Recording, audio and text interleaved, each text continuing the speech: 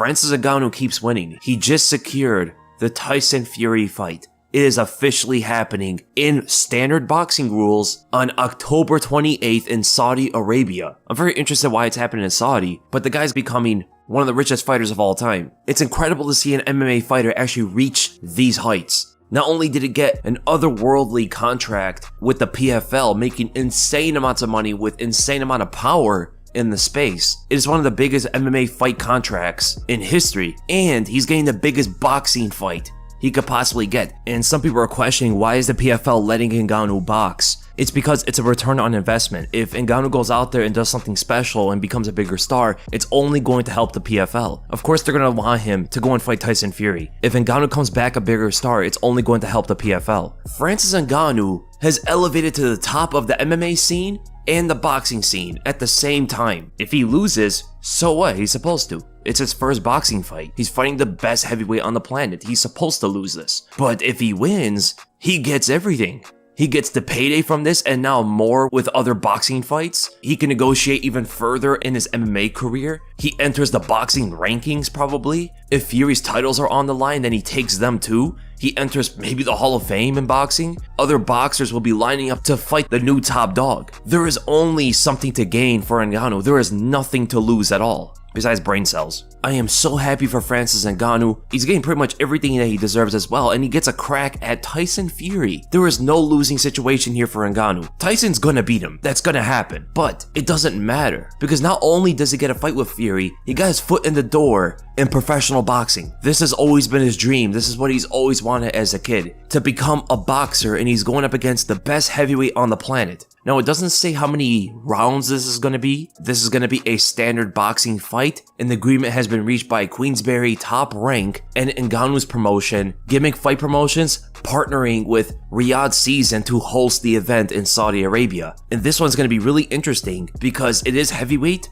Anything can happen. And Francis Ngannou is one of the hardest punchers in the world. So if he could connect on Tyson Fury, things can change up, but he's not beating Fury. Fury's dealt with Ngannou already. He fought Deontay Wilder, pretty much a better version of Francis Ngannou. And not only did he beat that guy, he knocked him out. I don't see Ngannou having the cardio to go all the rounds, especially if it's going to be 10 rounds. So he's going to have like the first 3 to 4 rounds to make something happen before he starts gassing, because Fury's going to put the pressure on him. Fury is the bigger man. And that's another thing for Ngannou. He's never fought a guy as big as Fury. Fury's gonna have the reach advantage. Ngannou's gonna have to respect that power as well. Tyson Fury is a professional boxer, and boxers punch differently than MMA fighters. Even boxers that don't have quote-unquote power in boxing, for an MMA fighter, they punch pretty hard. And Fury these days has legitimate power to knock you out. He's using it more aggressively, and I wouldn't be shocked to see if Ngannou gets knocked out for the first time of his career. But I do see Ngannou missing a lot of his punches. I do see Fury countering a bunch of them, laying the jab on him the whole time, working him to the body, clinching up with him constantly, trying to gas him out, bring him into the later rounds, and then TKO him. It's actually going to be quite similar to the way that Floyd Mayweather beat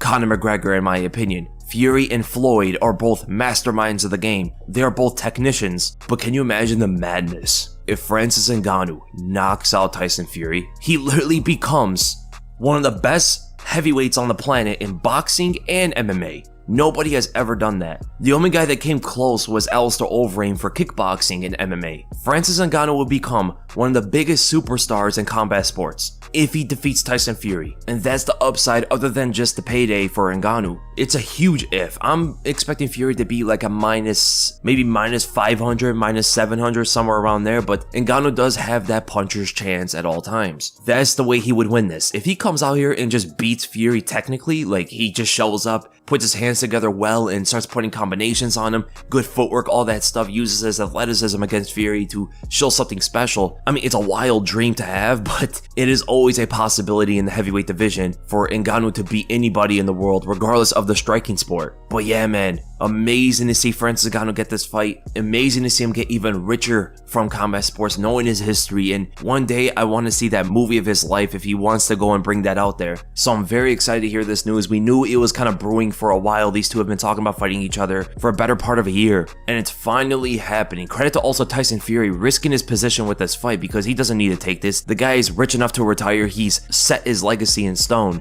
So credit to both guys, and I'm hoping to see somewhat of a good fight, even though Tyson Fury is most likely going to school Ngannou.